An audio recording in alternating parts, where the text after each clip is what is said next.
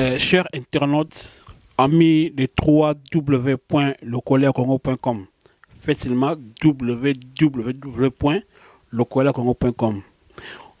Aujourd'hui, nous avons une nouvelle émission.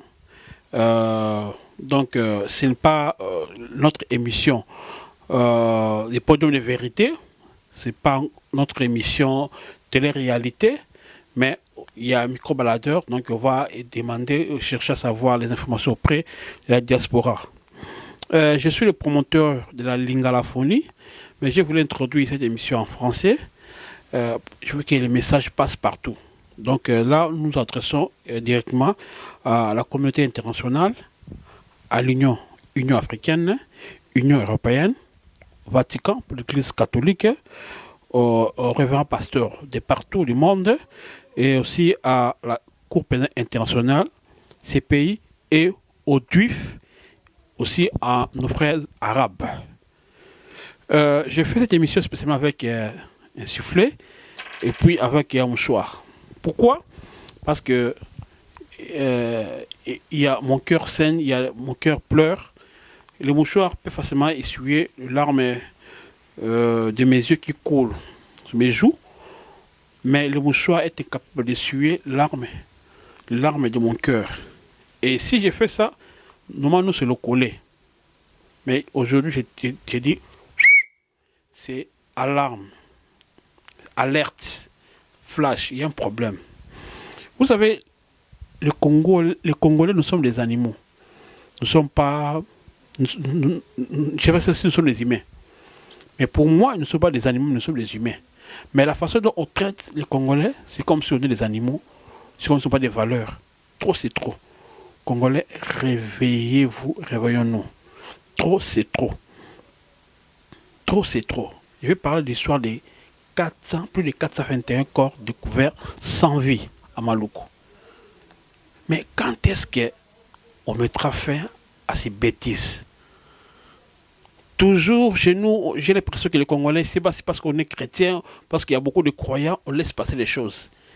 On avait tué Lumumba, c'était parti comme ça. On a tué Papa Simon Kimbangu, c'était parti comme ça. On a tué le Boteti, c'était comme ça. Les martyrs du 16 février, comme ça. Les martyrs de Bunyakongo, comme ça.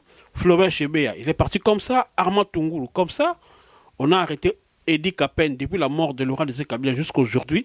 On n'a jamais jugé. On ne parle plus. Continuer, il était arrêté jusqu'à l'a libéré comme ça. Gabriel Mo qui a été arrêté comme ça. Jean-Pierre Bemba, on l'a arrêté comme ça. Et Diom Nongala, il est arrêté jusqu'à aujourd'hui comme ça, pour des raisons congrues. Et voilà, on vient de découvrir 421 corps. J'ai sifflé. Faisons attention. Congolais de l'Omka. Moi, je veux dire ceci, il y a trois hypothèses. D'abord, il y a l'hypothèse du gouvernement. C'est là au gouvernement, ce sont des indigènes, les corps abandonnés par leur famille. Mais écoutez, si il en est ainsi, si tel est le cas, les Africains connaissent la valeur des cadavres. Comment est-ce que les Congolais, les Africains, commencent à abandonner leurs siens, le corps de les membres de leur famille? Ça montre que ça ne va pas au Congo. Le gouvernement en question ne marche pas bien, ne travaille pas bien. Vous êtes compétents. Si vous êtes compétents, donnez la place aux autres, ceux qui peuvent travailler mieux que vous. Si les gens parviennent à abandonner plus de 400 corps, abandonnés comme ça, donc même si c'est ça la vérité, ça montre qu'ils ne travaillent pas bien. On ne peut pas garder, pendant tout ce temps, on ne peut pas garder le corps comme ça. Ça montre que ce n'est pas bien. Cela déjà montre que ce n'est pas bien. Et si on prend maintenant des hypothèses, parce que là, il faut vérifier si vraiment c'est des indigènes. Il faut vérifier. Alors, deuxième hypothèse, tout ce que nous allons demander, est-ce que ce ne sont pas les victimes du 19 au 22 janvier? Si en est ainsi, si ce sont les victimes du 19 au 22 janvier, il faut maintenant sanctionner les instigateurs. Mais avant de continuer, je vous laisse découvrir cette image et après on va revenir.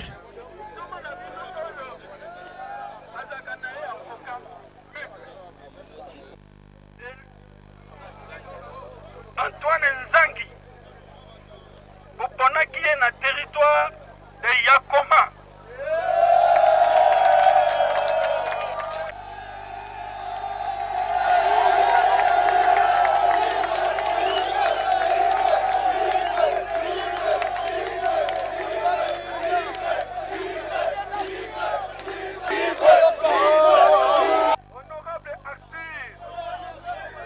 Honorable Arthur Seder. Hein? Vous allez organiser. Dans le centre de Maluku, pas pour visiter nos éléments de la police en formation, mais c'est plus rendre une visite forte à nos frères de la province de l'Équateur, de Brazzaville. Tout le monde connaît l'actualité et le regroupement des députés de la province de l'Équateur, nous nous sommes organisés avec nos propres moyens pour venir assister nos frères qui sont dans le site de Maluku ici. Question de leur témoigner de notre présence, de notre attachement, de notre particulière attention et le que nous sommes en train de faire le nécessaire ensemble avec le gouvernement pour que leur évacuation soit effectivement dans un bref délai. Voilà la raison de notre séjour, notre présence ici. Alors, ça ici est amer. Parce que quand je vois les gens dormir même par terre, c'est de les évacuer vite. C'est de les évacuer vite au lieu de les laisser dans de telles conditions. Vous voyez ici, il y a beaucoup d'enfants, je ne sais pas s'il y a combien de toilettes.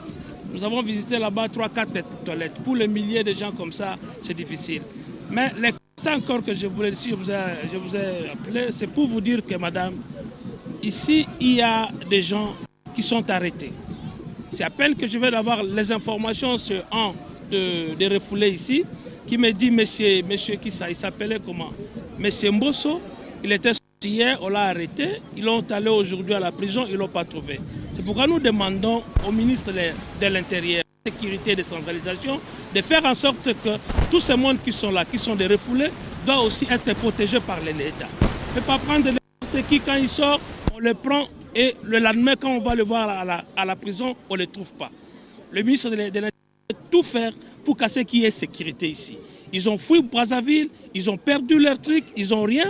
Ils viennent encore ici pour qu'on les tracasse de nouveau. Là, nous ne voulons pas. Ce que nous voulons, c'est quoi? Nous voulons assez que tous ces gens qui sont ici, comme les amis ont dit, nous avons amené les vivres, mais qu'est-ce que ces vivres va faire? Ces vivres ne vont pas faire beaucoup de choses, ça va faire...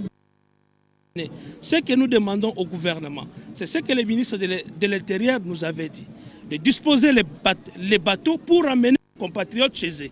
Rester ici avec cette condition, nous aurons des morts ici. Je vois des femmes enceintes là. Ils vont accoucher comment ici? Avec 2-3 toilettes pour tout le monde ici. Ce n'est pas normal. Ce que nous demandons, c'est pas que ces gens restent ici. Nos frères, que ce soit du Kasaï, que ce soit de tout, doivent rentrer chez eux. Au moins ceux qui veulent entrer. Mais nous ne pouvons pas laisser ces gens accroupis ici, commencer à amener du riz ici. On va amener du riz, mais demain on ne va pas amener du riz. Nous voulons que ces gens partent. Au moins ceux qui ne veulent pas partir. Mais j'insiste sur le point. Bato oba uti Brazzaville, c'est tout bana mibali, bazaba militaire mbemba, bazaba militaire mobutu, do ba mutu bakinde ko sta pagai wana kuna, bazongi awa po ba continuer pagai na bango, do ba kosuki sa bango. Et ana ba jeune belé bazokanga bango na butu, côté bazokende ezoyebana te. Est Équateur, to za ba congolais te. Na kati ya mboka na biso to uti na pasi muto kwanga na zobela timopati tabakisi bazopesanga mais ta mbongo nyoto tunaza na tabakisi mais na zobela timopati do bate kwate baza batute na kati ya Congo to za batute l'état de la biso solution pour qu'ils puissent se mettre à la disposition de ces jeunes gens qui ne jurent que par le départ au niveau de leur territoire d'origine. Ils ne cherchent pas à habiter Kinshasa.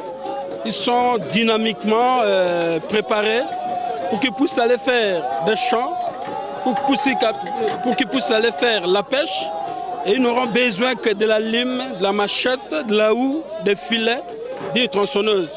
Si jamais le gouvernement de la République peut faire en sorte que cette population puisse quitter Kinshasa, en tout cas, le gouvernement de la République va plutôt chercher à s'acquitter d'un devoir de père de famille, d'un devoir de sa responsabilité vis-à-vis de ceux-là qui souffrent. Il y a dans les sites des situations purement indésirables. Nous avons vu, il n'y a pas de latrines. Nous avons vu, il n'y a pas de lavabo où on peut même se laver les mains. Donc le plus rapidement possible, nous souhaiterions que le gouvernement de la République puisse s'acquitter valablement de ces tâches quotidiennes. On vient de suivre les images des Congolais, les réfugiés de Brazzaville, particulièrement ceux de l'Équateur, les Bangala. Et où sont partis ces gens-là? Vous savez, si le gouvernement dit que non, voilà, ce sont les indigènes, oui, d'accord, je suis d'accord. Ce que tu as Lingala, soit qui va indigène, toi d'accord. Nanda qui extrême ko, extrait. On va se rendre à Kinshasa, ou plus exactement à une centaine de kilomètres de la capitale congolaise, où plus de 400 personnes ont été enterrées de nuit dans une fosse commune. C'était en mars dernier. Les autorités affirment qu'il s'agit notamment d'indigents et de bébés morts-nés et non pas d'opposants, comme le craint une partie de la société civile. Le reportage de Mehdi Medeb et Elisabeth Steroff. Derrière le nouveau cimetière de Maluku, une fosse commune. Et la cité là, c'est ici qu'il y a eu toutes les manœuvres de la benne. La cité là, à gauche. Le 19 mars dernier, 421 corps sont enterrés ici en pleine nuit. Qui sont donc ces inconnus ensevelis sous cette étendue de sable? Roland habite près du cimetière. Par sécurité, il témoigne de manière anonyme, par crainte des représailles. Réveillé à cause de l'odeur, il raconte cette nuit qu'il n'oublie toujours pas. Nous avons senti une odeur à partir de 2 heures du matin. Et à 5 heures du matin, quand on s'est réveillé et que d'autres allaient au champ, des hommes leur ont interdit de passer et ça a créé un effet de panique. Ce que je peux dire, c'est qu'ils ont creusé un trou profond. Après, le camion s'est tourné pour jeter les corps. Une fois jetés, ils ont rebouché le trou et en partant, le camion a eu des difficultés pour repartir car il y avait du sang au sol. Pour moi, ce qui s'est passé n'est pas normal, mais comme ils l'ont fait de nuit, ils ont donc un secret à cacher. Mais les autorités congolaises tentent de rassurer.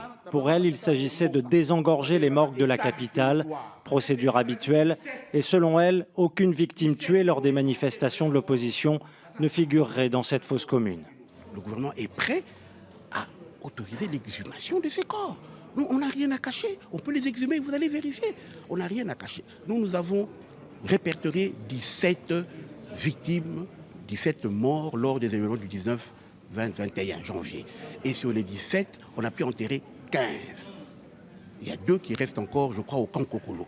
C'est tout. Mais cette version des faits ne convainc pas tout le monde. Comme Human Rights Watch, auteur d'un rapport détaillé sur les événements de janvier dernier. La version du gouvernement est très bizarre. Il reste beaucoup de questions sans réponse. Et jusqu'à aujourd'hui, plusieurs familles qui ont perdu leurs proches lors de ces manifestations, ils ne savent pas où se trouvent les cadavres de leurs qui étaient tués. Donc il y a plusieurs personnes qui posent la question, est-ce que ces cadavres pourraient être parmi les cadavres enterrés dans la fosse à Maluku? Les autorités congolaises ont ouvert une enquête. Reste à savoir si elles vont exhumer les corps pour mettre un terme à la polémique. Voilà, mon équipe et puis solo. Mais ce qui est tout solo là, Congola nangai, après tout dans impression à Talibanda.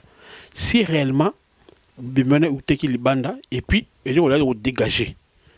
Kobanda mama yemu au hôpital général jusqu'à Maluku. Batanzil qui est ensemble c'est la raté. Solo wana vraiment ba qui roté. Les solo bete bete na mboka te que nous tokiba solo tala et bembe ya mutu. Ils ont solo le cas mwana mbisi. Est-ce que bimene ba kufra Maluku? Bon, ce qui s'est passé, où sont partis ces gens-là? Oyoyo, Koufaka na Maluku. Et plutôt, qui se bat Bemba, Butu, Bakenda Wapi. To Senga, Bala qui s'abisso, Batola Baya. Na cadre d'enquête autour de parce qu'il faut justice internationale. Dans la confiance, il y a justice, il y a mot garanti. Parce que juste à Congo, bah, ça là, il a monté pendant Chebeya. Il y a Numbi, à Kenya, en Afrique du Sud, pas la beauté, il a monté. Dieu ne raconte pas ce qui réellement est moi, c'est un qui. Que problème au gouvernement, on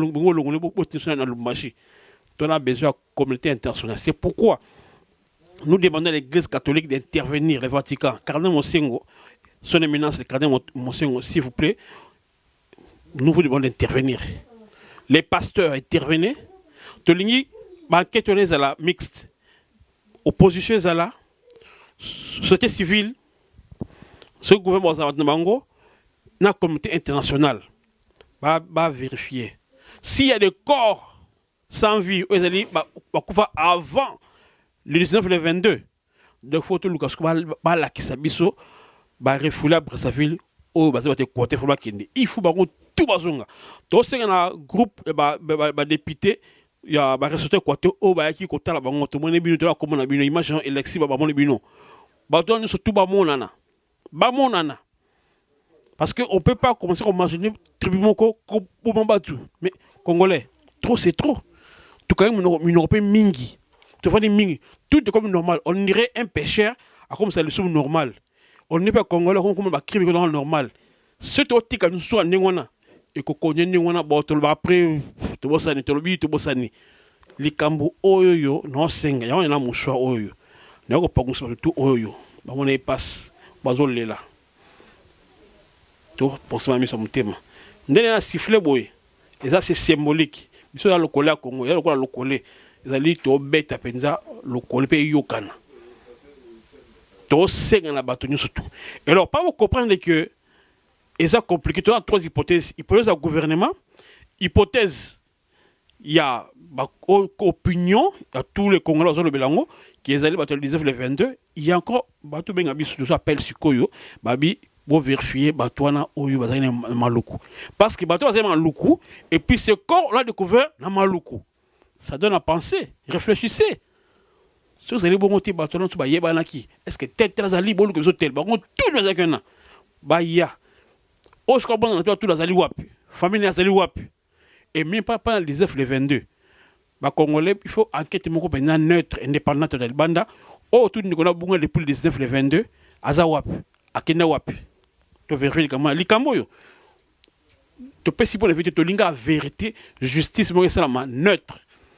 Ndenge ba semisa ba loro bagbo ba bemba faut CPP contre le Cameroun to c'est la Fédération internationale des droits de l'homme va intervenir ba combattant va intervenir opposition intervenir je laisse prendre l'appel aux opposants so abi ki ba bonya so la passe bazala ki ya Mobutu MLC bobi ki Mamadou Ndala ACP ex militaire ya MLC donc ceux comme ça injustice na mboka ezabienti mboka za biso surtout pas la fongola bino misu botala bobiki entre kimbuta akebisa batwana abezo kebisa ba refoula Brazzaville baibaki et puis botasko exo obobo ndenge kanyama alobaki ezaka code akebisa batuna bino baye ndeko aye ala pasi olo ya maye ko yana ko kebisa balamoko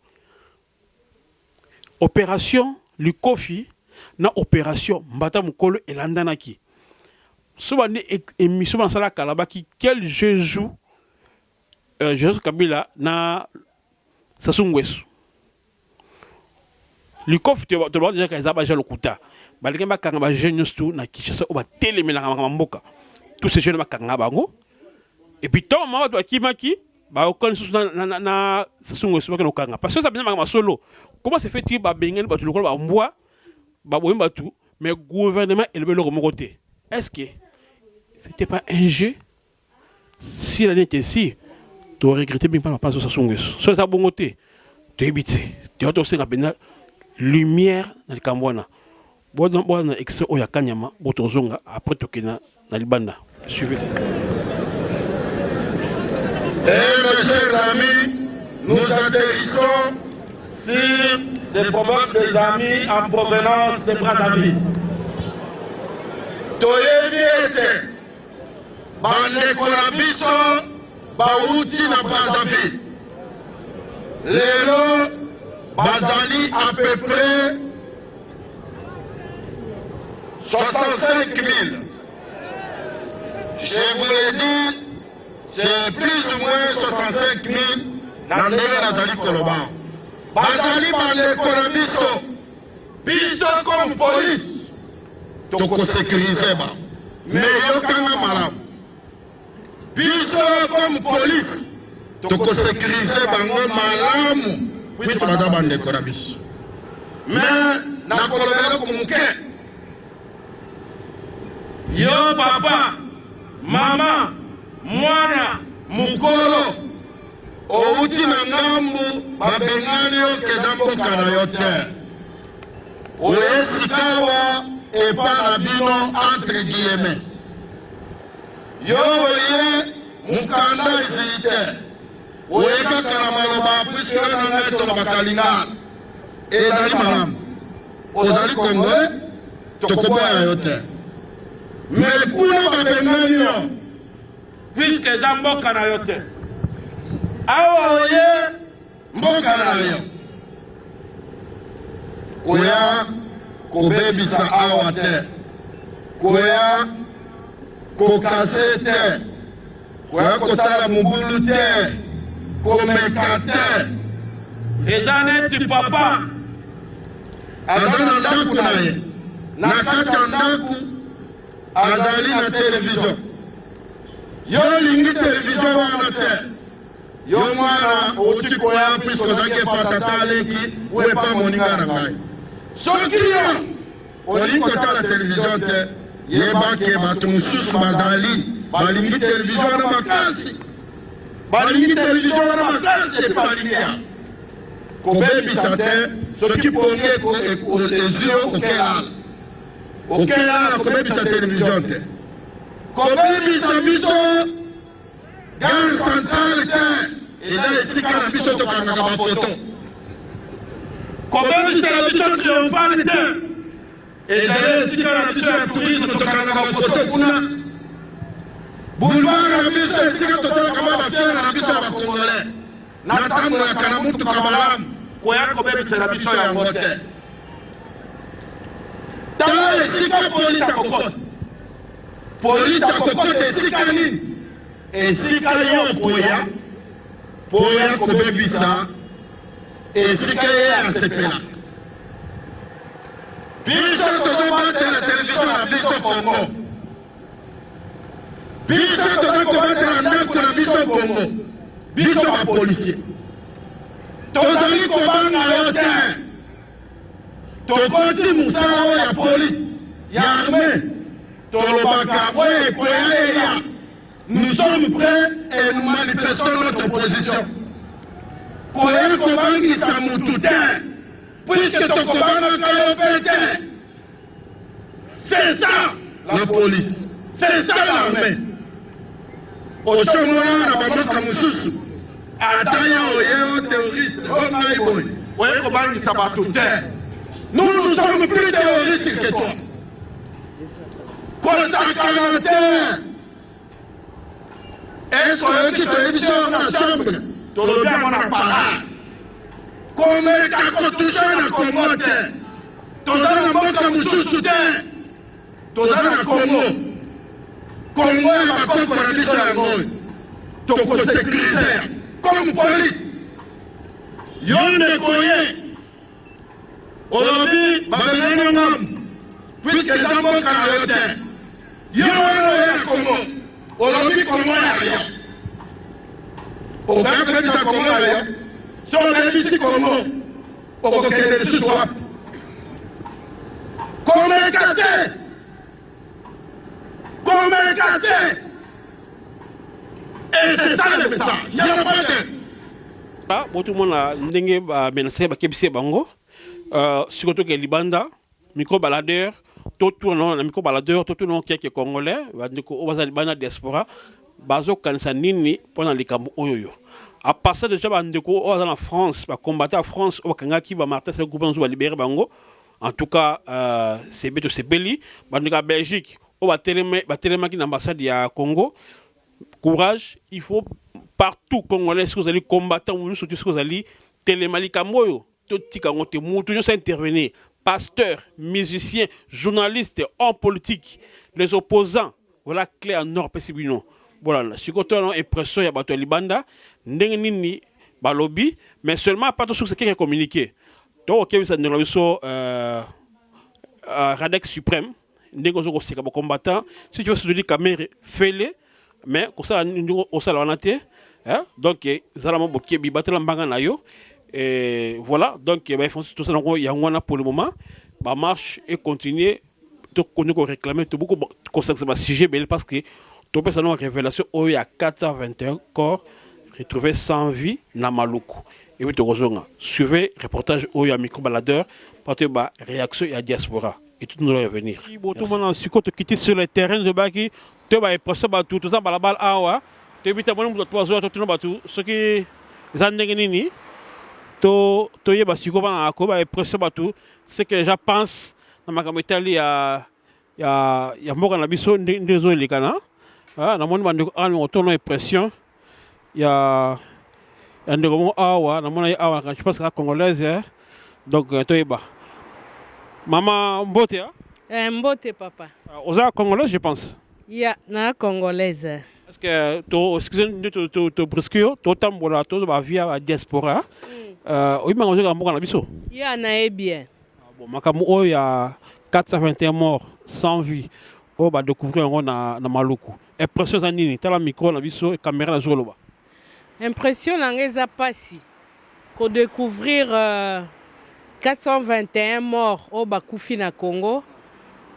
Et là que ça n'engage pas si mingi parce que aussi au mona wapi na mokili nini ba livrer kutu ba décès ba livrer kutu ba nini comment dirais-je certificat décès certificat décès ezala raté en plus pe lisusu sur 100 morts sur 421 morts wana bakufaki batu ba ebaki te or que ezalaki ba mort o bakufaki na soulèvement o esalamaki du 19 au 21 bakundi na bango batuka bongo sans kutu bana ya mboka bayeba esika nini bakore ya laki mais eloko selinga pasi mingi komona ngo na internet ezalaki que kaka ba riverain batu bavandaka bapembeni wana bakoma ko sentir ba solo et comment iko ya à partir ya wana nde bayaki ko comprendre que or que bakundeki batu pembeni na katikati ya mboka na biso mingi ezali bona Maluku. So on dit et là on dans le cola Congo, batu na mutuana indigestement Maluku baki no a montant maya qui na ba corne ba senti solo. De ba corne je pense que utaki musika utaki na l'hôpital so mamaemu. Mais comment ça fait-il encore écoute mamaemu musika sans que bata banzili masina kingasani baka solo. Donc il y a un jeu ba on la biso tonene. Oui, il y a des jeux moroba bomba. Il faut comprendre le gouvernement, les akuna occupation et bomba ranyoso. Donc, ba mort wana ba boma ki bango en plus ba boma e bango na butu po libulu wana ba kunda ki fos wana ba sala ki ya munene ba boaka ki bango ezala ki na butu tangu batu balala ki sans que batu ba yeba yangwana ezoyeba na teti lelo. Mais maman, attends dans poto awa tout le monde même ba réfugié de la awa sans papier, tout inconnu, mais bango plus de santé. Même si on a plus de 300, plus de 400, comme ça, comme des animaux. Ça montre que même si version gouvernement est solo, donc il gouverne mal les pays parce que si les gens commencent à abandonner leurs morts, un Africain abandonne le corps en dégonaï, donc ça ne va pas en Bogana. Oui, papa, ça ne va pas parce que tout à l'heure, on a Koloba, 421 morts au Baza Koloba. On a évité au Baza Koloba que Bakufaki, oh Maloba, on va pesi, on va démentir que les 421 morts.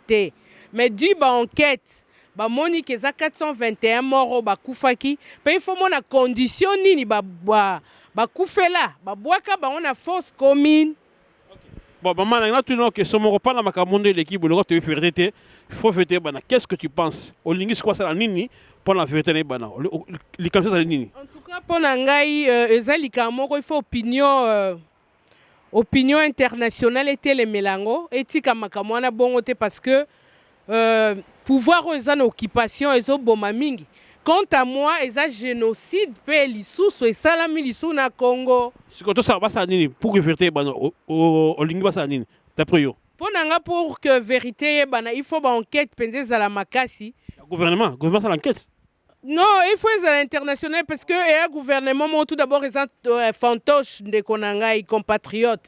Et un gouvernement moi opposition, baso salaka ko boma batu, ko bebisa batu. Tala que ba riverain wana ba yebaki ka que batu 421 morts. Wana nde bazoloba. Misuso e bata mito ebité. C'est ça le problème. Et l'Européen a signalé au Lissou que bandeko na biso bakanga maki na oyo makambo lekai na ambassade ya France basi kotika bango. Donc ça va pour l'instant. Basili ko libérer bango. OK, merci. Je pense que bandeko la France maman merci ko continuer déjà na olibi ça surtout zakio. Bandeko o bakanga bon la France ba combattre sur la France va libérer bango. Je te remercie maman, j'étais Pelasimba de votre libérer bango, ba tellement que l'ambassade de la France car pas 421 morts. Donc continuer ko tout na impression ya ba congolais au bazali awa sur ces problèmes. Tout le monde voilà donc on toujours comme ça ba enquête na micro baladeur na bandeko papa Mbote hein. Mbote papa Placide. Je pense que aux Congolais, tu es banni, tout ça la banquette. Je pense que Makamole Gamboga n'a biso lelo oyo. Oui bien. En tout cas, nous sommes au courant. Premièrement, nous mes condoléances na longoli chapeau pour na Makambo utiko le kana Congo. Mes condoléances. Moni papa Placide ils a passé na mawa. Tozo souffrir maintenant na côté la biso. Tozo benga malelo ba indigent. Donc tout le peuple toi ça n'est qu'un indigent. Oui, papa, il n'y a pas son bali, vraiment c'est très. Voilà, s'il y a un respect dans le côté, voilà, ils ont mamingi, de galaxie africain, tous ont un respect des morts. Alors, on a signé qu'on compatit dans la famille. Nakatio Malobate, on est où? Tous à wapi? Vraiment, peuple congolais, nous côté les azalités. Bazokunda bat. Donc, banana botama. C'est comme si. Attends, qu'on a poto awa. Makamba bongo ezalaka te papa bazokunda batu ndeti bambwa ata kuti bakosha bakunda avec dignité quand même mais batu wana baza beti toyebi biso nyonso comment est-ce que bozo nyoko la peuple boy papa au moins perdre en boutou ben déjà ezala ngona ono amo kunde be mwindu wana un sur ce que des personnes balo be mal l'état mais on pas plus de 50 ou 100 à part moi 10 15 corps puis bon là on a ce qui ben on a plus de 400. Qu'est-ce que vous avez démarche dans le papa, biso nyos toyebi, toza bana mikete. Toyebi jamais bakoko kunda batu bongo. Impossible. Nazoka passe na moto. D'abord mes condoléances na famille, on a beau limbisanga famille mes condoléances mais toutes les familles dont toza au cœur na bino tozo mona makambo zoleka. Mais toyebi te Nzambe, pourquoi tiki biso boye papa pasteur oza mutala Nzambe je crois bien. Mais pourquoi peuple a souffrir? Tozomi tuna to sali nino juste. Au moins toi ensemble là awa tabaki je veux la souffrance de mon peuple. On a fait la prière et ça continue tout ça mais là pas na mboka là sur Congo. Mais pas de rien. Sikoyo makamwa les kanonga ndenge wana pas Congo to sambela te. Les kanonga ndenge wana to moni qu'est-ce qu'on peut faire? Non pona ngai eloka liboso na ko senga nanu enquête. S'il vous plaît. Communauté internationale. Enquête là, s'il te plaît, papa, s'il te plaît. Bateau bazakuna basala enquête, que la peuple mao, basala enquête il y a vrai. International, voilà, communauté internationale. Basala enquête moko ya bien pi assir pour ba vérité parce que biso te na biso vérité mais ceux qui ont lobby et comme kuna ba boni ba taper ba bengi ba indigent. Eza passe. Malobeza ko lobate donc bon tout ça. Donc est-ce que toko zo muki amato sa mwa mission to tuna ka batu ndomoni sur ko la Congo para makamela ka mboka na biso. O mi mboka na biso. Oui, hein, on est congolaise. Moi, je suis congolaise, donc naza au courant, na mambo les cas nani nabiso. Donc on a outil quelque part boycota la puis nanga moko Joël Siamundele. Donc na Leiden. Donc neto yaka boye mena moni. Donc tout ça au courant pas. À part ça, tu peux jouer Siamundele peu mot na musique côté Azali, à na biso kola Congo. Merci beaucoup. Donc ça fait mal et ça la passe. Et ça passe. Donc par exemple, si na moni open ina expliquer bana Congo. Moni biso biso na ba masnanga mona otanga kombote. Nani o bobenga président na azai master na biso. Na ba âge na biso mikie mais to banda o mone boy na ba teni na ba kati ba staff et tout. To yeba ka mboka ke nango boy.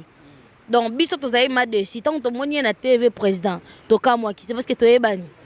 Sikoyo babom batu 421 corps banterre attaque na poto mama da oko se présenter mamso ba yebi mso ba habiter nyebi ko ba mingo ça star amne amboka na biso batu se habiter mais on se présenter kozo so ba bili ba yeba na ozanan.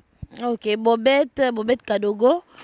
Ouais, lelo nakomaka Bobette ko Bobette Lebe donc moi ça va ta Daniel Lebe donc voilà quoi, une Congolaise donc voilà de la paix mambo Congo de près et de don donc voilà quoi.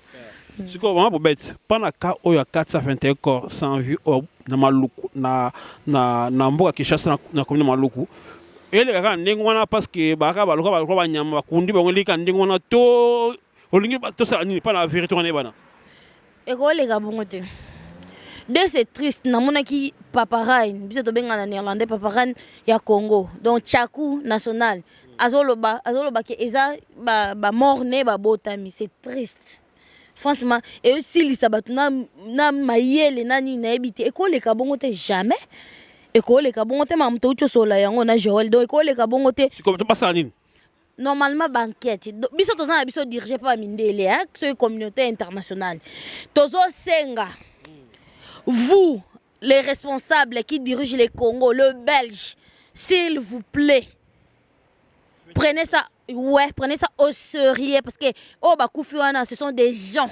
Tant mususu bazaki ba père à famille, tant mususu bazaki ba étudiant, futur ya leloto ya lobby. Donc bozwango au sérieux, on en est marre, to lembi to lembi. Et ça l'a raté? Bokoko attaque tungai vraiment na tanga kaka ki inspection kaka pona ke olandela mamwa na Congo izalaka te to sengi justice salama ceux qui ba femme violée et les kaka bongo mais oh to sengi justice biso ba mama surtout to sengi justice et salama na Congo balandela makambu wana c'est parce que ceux qui katien quelques morts wana ezamu qui était et ko sala 3 familles mobimba en génération to lembi justice et salama. Donc, tout le monde justice internationale. Mais ceux qui, tant émission bima au monde, tout ça va enquête moi beau. Au but que tant ma refoula bat na Brazzaville, bien que et qu'on appelle enquête 19, tant ma refoula bat na Brazzaville, tout le monde a bakena ko kutana ba ressortissant Équateur, Bangala. Ba bi bazo qui c'est bon qui va selon Mobutu, muso ba cela ya MLC à Bemba et puis du coup bakenda ezama luku, mais force commune et cela même kana Maluku. Siko, est-ce que Batouana le Kobaza Bangala, Bazakaka, toi Zate? Tiens, Batouana Bazate? Batouana Bazate? Révélation, hein? Batouana Bazate? C'est triste. Mot de la fin, maman, pas dans Makamo. Mot de la fin, dans Ngezake, Biso, Tolini Justice Salama. Le Belge, prenez ça au sérieux. Parce que wana, les Français, les Américains, Obama, Mr. Obama. Zoa problème on a sérieux. Ouais. Zoa problème on a sérieux bolanda la justice est salama c'est te bozo kotsa biso ba haine. Bozo kotsa biso esprit moko bo tant to tomboka muto akoka biso azati. Donc bino ba combattant monde. To ebi ke ba marche za na ngoli te pour boza diviser na mangambo et sangsa bino. Partout boza to sangana pour to combattre. Ya ba combattant Congo, ministère à Congo, même ba combattant Congo, ba ambassade, tokendo telema, tokendo lobaka. C'est parce que ngane za bona zongi combattant na travail nango, c'est parce que ntikala ka combattant. Biso bana mpadiko, to zongi, to telemi, et longo na président na biso to telemi donc mambo to kenango tina suka. Donc to kenango vraiment tina suka. Merci beaucoup. Tokutemba la sima. Ciao.